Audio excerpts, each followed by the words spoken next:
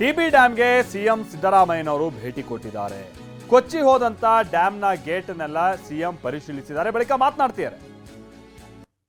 ಅದರ ಪ್ರಕಾರ Tungabhadra dam board ಇದೆಯಲ್ಲ, ಆ ಬೋರ್ಡ್ನವರು ಮಾಡ್ತಾರೆ. ಕರ್ನಾಟಕ ಸರ್ಕಾರ ಮತ್ತೆ ಆಂಧ್ರ ಸರ್ಕಾರ ಮತ್ತೆ ತೆಲಂಗಾಣ ಸರ್ಕಾರ ಇವರು 3 ಜನ ಈ ಬೋರ್ಡ್ನಲ್ಲಿ ಇರ್ತಾರೆ. CWCನವರು ಸೆಂಟ್ರಲ್ ವಾಟರ್ ಕಮಿಷನ್ ಅವರಿಂದ ಅಪಾಯಿಂಟ್ ಮಾಡಿದಂಥ ಒಬ್ಬರು ಚೇರ್ಮನ್ ಇರ್ತಾರೆ, ಗೊತ್ತಾಯ್ತಾ. ಅವರು ಇದನ್ನೆಲ್ಲ ಮ್ಯಾನೇಜ್ಮೆಂಟ್ ಎಲ್ಲ ನೋಡ್ಕೊಳ್ತಕ್ಕಂಥದ್ದು. ಆ ಬೋರ್ಡು ಇದನ್ನೆಲ್ಲ ನೀರು ಕರ್ನಾಟಕಕ್ಕೆ ಎಷ್ಟು ಹೋಗಬೇಕು ಅದು ಈಗಾಗಲೇ ಡಿಸೈಡ್ ಆಗಿದೆ. ಕರ್ನಾಟಕಕ್ಕೆ ಎಷ್ಟು ನೀರು ಹೋಗಬೇಕು, ಆಂಧ್ರಕ್ಕೆ ಎಷ್ಟು ನೀರು ಹೋಗಬೇಕು, ತೆಲಂಗಾಣಕ್ಕೆ ಎಷ್ಟು ನೀರು ಹೋಗಬೇಕು ಅಂತ ಡಿಸೈಡ್ ಆಗಿದೆ. ಅದರ ಪ್ರಕಾರ ಬೋರ್ಡ್ ಕೆಲಸ ಮಾಡ್ತೀವಿ. ಸೊ ಇದು 1948ನೇ ಇಸ್ವಿನಲ್ಲಿ ಪ್ರಾರಂಭ ಆಗಿ ಈ ಡ್ಯಾಮು 53ನೇ ಇಸ್ವಿಗೆ ಮುಗಿದಿದೆ. 1953ನಲ್ಲಿ ಮುಗಿದಿದೆ. 54ನೇ ಇಸ್ವಿಯಿಂದ ನೀರು ಬಿಡಲಿಕ್ಕೆ ಪ್ರಾರಂಭ ಆಗಿದೆ. ನೀರು ಬಿಡಲಿಕ್ಕೆ ನಾಲೆಗಳಿಗೆ 54ನೇ ಇಸ್ವಿಯಿಂದ ಪ್ರಾರಂಭ ಆಗಿದೆ. ಸುಮಾರು 70 ವರ್ಷ ವಯಸ್ಸಾಗಿರ್ತಕ್ಕಂಥ ಡ್ಯಾಮ್ ಇದು. 70 ಇಯರ್ಸ್ ವಯಸ್ಸಾಗಿರ್ತಕ್ಕಂಥ ಡ್ಯಾಮ್ ಇದು. ಈ ಡ್ಯಾಮ್ನಲ್ಲಿ ಅವತ್ತಿನಿಂದ ಇವತ್ತಿನವರೆಗೆ ಚೈನ್ ಕಟ್ಟಾಗಿರಲಿಲ್ಲ. ಈಗ 19ನೇ ಗೇಟ್ನಲ್ಲಿ ಚೈನ್ ಕಟ್ಟಾಗಿದೆ. ಆ ಕಟ್ಟಾಗಿರೋದ್ರಿಂದ ಈಗ ಈ ಡ್ಯಾಮ್ನ ಈ ವರ್ಷ 115 TMC ನೀರು ಬಂದಿದೆ. ಅದರಲ್ಲಿ ಈಗಾಗಲೇ 25 TMC ನೀರನ್ನು ರೈತರ ಜಮೀನುಗಳಿಗೆ ಬಿಟ್ಟಿದೆ. 3 ಸ್ಟೇಟ್ಗಳಿಗೆ, ಕರ್ನಾಟಕ, ಆಂಧ್ರ, ತೆಲಂಗಾಣ 3 ಸ್ಟೇಟ್ಗಳಿಗೆ ಬಿಟ್ಟಿದೆ. ಇನ್ನೂ ಮುಂದಿನ ಬೆಳೆ ಮುಗಿಬೇಕಾದ್ರೆ, ಬೆಳೆ ಬರಬೇಕಾದ್ರೆ ಇನ್ನು 90 TMC ಡ್ಯಾಮ್ನಲ್ಲಿ 90 TMC ನೀರಿದೆ. ಮೊದಲನೇ ಬೆಳೆಗೆ ತೊಂದರೆ ಏನಾಗಲ್ಲ. ಈಗ ಇವತ್ತು ಆ್ಯಸ್ ಆ್ಯಂಡ್ ಟುಡೇ 90 TMC ನೀರು ತೊಂದರೆ ಇಲ್ಲ. ಸೊ ಈಗ ಕಟ್ಟಾಗಿರೋದ್ರಿಂದ ಒಂದು ಗೇಟ್ನಲ್ಲಿ 19 ಗೇಟ್ ನಂಬರ್ 19ನಲ್ಲಿ 35,000 ಕ್ಯೂಸೆಕ್ಸ್ ನೀರು ಹೋಗ್ತಾ ಇದೆ. 35,000 ಕ್ಯೂಸೆಕ್ಸ್ ನೀರು ಕಡಿಮೆ ಮಾಡ್ಕೊಳ್ಳದೇನೆ ರಿಪೇರಿ ಮಾಡೋಕ್ಕಾಗಲ್ಲ. ನೀರು ಕಡಿಮೆ ಮಾಡ್ಕೊಳ್ಳದೇನೆ ರಿಪೇರಿ ಮಾಡೋಕ್ಕಾಗಲ್ಲ.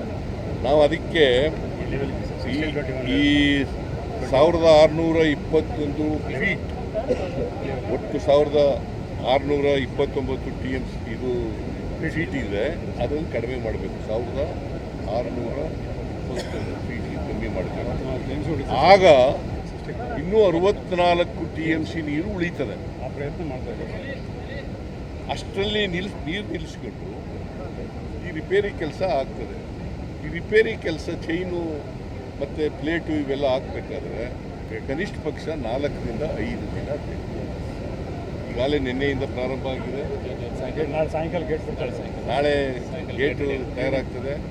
ನಾರಾಯಣ ಇಂಜಿನಿಯರಿಂಗು ಮತ್ತು ಹಿಂದೂಸ್ತಾನ್ ಇಂಜಿನಿಯರಿಂಗು, ಜಿಂದಾಲ್ ಆ ಇಂಜಿನಿಯರಿಂಗ್ನಲ್ಲಿ 3 ಕಡೆ ಕೂಡ ಏಜೆನ್ಸೀಸ್ ಇದೆ.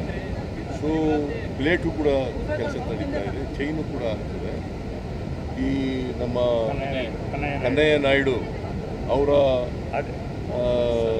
ಅಡ್ವೈಸ್ನಲ್ಲಿ ಇದು ನಡೀತಾ ಇರ್ತದೆ. ಅವರು ಅಡ್ವೈಸ್ ಏನು ಮಾಡ್ತಾರೆ.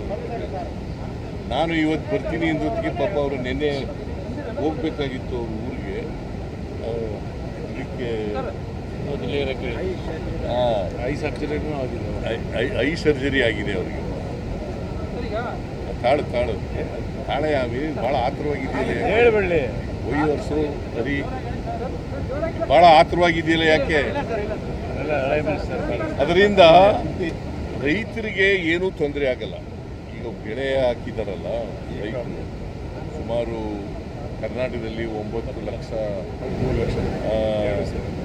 ಅವರು ಮತ್ತು ಆಂಧ್ರ ತೆಲಂಗಾಣದಿಂದ 3.5 ಲಕ್ಷ ಆಗ್ತದೆ. ಎಲ್ಲ ಕೆನಾಲ್ಸ್ ನೀರು ಹೋಗ್ತದೆ. ಎಲ್ಲ ಕೆನಲ್ಗಳಿಗೂ ಕೂಡ ನೀರು ಫುಲ್ ಕೆಪಾಸಿಟಿ. ಸೊ ಬೆಳೆಗೆ ಈಗ ಹಾಕಿರ್ತಕ್ಕಂಥ ಬೆಳೆ ಇದೆಯಲ್ಲ, ಅದಕ್ಕೇನು ತೊಂದರೆ ಆಗಲ್ಲ. ರೈತರು ಆತಂಕ ಪಡಬೇಕಾದಂಥ ಅವಶ್ಯಕತೆ ಇಲ್ಲ. ಗೊತ್ತಾಯ್ತಾ? ಆಮೇಲೆ ನಾವಿನ್ನೂ ಆಗಸ್ಟ್ 13ನೇ ತಾರೀಕು ಇವತ್ತಿರೋದು, ಇದು 10ನೇ ತಾರೀಕು ಬ್ರೇಕ್ ಆಗಿದೆ. ಆಗಸ್ಟ್ 10ನೇ ತಾರೀಕು ನಮಗೆ 17ರಿಂದ 18ರಿಂದ ವಾಡಿಕೆ ಮಳೆಗಿಂತ ಹೆಚ್ಚು ಮಳೆ ಬರ್ತದೆ. ನಾನು ಕಂದಾಯ ಅವ್ರಿಗೆ ಏನು ಹೇಳಿದ್ದೀನಿ ಅಂತಂದರೆ, ಆದಷ್ಟು ಜಾಗ್ರತೆ 3-4 ದಿನದಲ್ಲಿ ಮುಗಿಸಬೇಕು.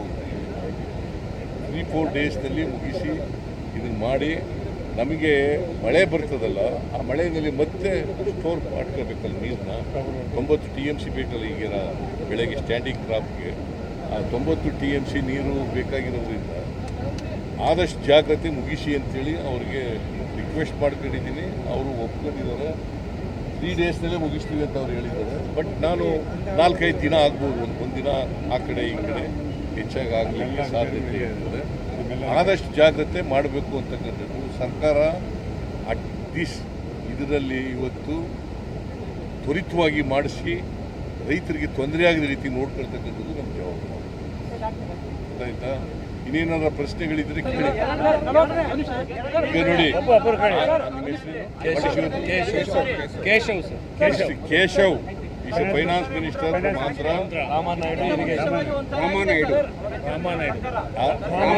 ರಾಮಾನಾಯ್ಡು irrigation minister from Andhra. Both of them are from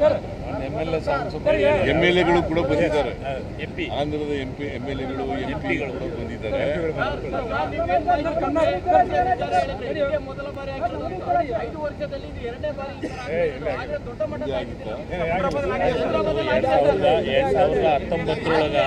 ಅಲ್ಲಿ 19 ಅಲ್ಲೇ ಆಗಿತ್ತು. ಇಲ್ಲಿ ಗೇಟ್ ಇಲ್ಲ. ಗೇಟ್ ಇಲ್ಲಪ್ಪ, ಗೇಟ್ ಅಲ್ಲ, ಕ್ಯಾನಲ್ ನಲ್ಲಿ ಆಗಿದ್ದದು. ಲೆಫ್ಟ್ ಬ್ಯಾಂಕ್ ಕ್ಯಾನಲ್ ನಲ್ಲಿ ಆಗಿತ್ತು ತೊಂದರೆ. 33 ಗೇಟ್ಗಳಲ್ಲ, 2019ರಲ್ಲಿ ಕೇಳಪ್ಪ ತಮ್ಮ, ನೀನೇ ಮಾತಾಡಿದ್ರೆ ಹೆಂಗಯ್ಯ? 2019ರಲ್ಲಿ ಲೆಫ್ಟ್ ಬ್ಯಾಂಕ್ ಕ್ಯಾನಲ್ ಅಲ್ಲಿ ತೊಂದರೆ ಆಗಿತ್ತು, ಗೊತ್ತಾಯ್ತಾ? ಗೇಟ್ಗಳಲ್ಲಿ 33 ಗೇಟ್ಗಳಲ್ಲಿ ತೊಂದರೆ ಆಗಿಲ್ಲ. ಫಾರ್ ದಿ ಫಸ್ಟ್ ಟೈಮ್ 70 ವರ್ಷದಲ್ಲಿ ಫಸ್ಟ್ ಟೈಮ್ ಚೈನ್ ಕಟ್ಟಾಗಿರೋದು. ಅವರು ಕನ್ನಯ್ಯನವ್ರ ಪ್ರಕಾರ ಕನಿಷ್ಠ 50 ವರ್ಷಕ್ಕೊಮ್ಮೆ ಒಂದ್ಸಾರಿ ಚೇಂಜ್ ಮಾಡಬೇಕು ಅಂತ ಹೇಳ್ತಾರೆ. ಇದು 70 ವರ್ಷ ಓಲ್ಡ್ ಆಗಿದೆ, 50 ವರ್ಷಕ್ಕೆ ಕನಿಷ್ಠ ಚೇಂಜ್ ಮಾಡಬೇಕು ಅಂತ ಹೇಳಿದ್ದಾರೆ. ಈಗ ಅವ್ರು ಏನು ಅಡ್ವೈಸ್ ಮಾಡ್ತಾರೆ, ಅಡ್ವೈಸ್ ಪ್ರಕಾರ ಬೋರ್ಡು ನಡ್ಕೊಳ್ತದೆ, ಕರ್ನಾಟಕ ಸರ್ಕಾರನೂ ಕೂಡ ನಡ್ಕೊಳ್ತದೆ, ಆಂಧ್ರ ಸರ್ಕಾರನೂ ಕೂಡ ನಡ್ಕೊಳ್ತದೆ, ತೆಲಂಗಾಣ ಸರ್ಕಾರ ಕೂಡ ನಡ್ಕೊಳ್ತದೆ. ಒಬ್ಬರು ಮಾತಾಡಿದ್ರೆ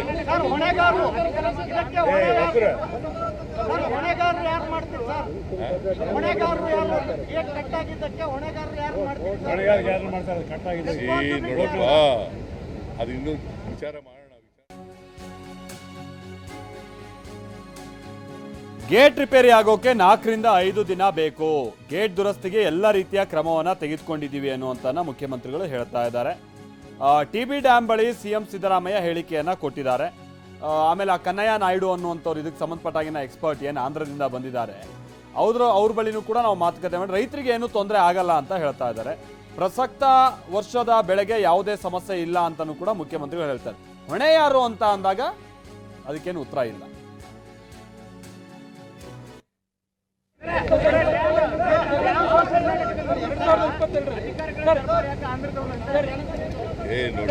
ಶರ್ಮಾ ಸುಮ್ಮನೆ ಮೇಲೆ ಹೇಳಕ್ಕಾಗಲ್ಲ.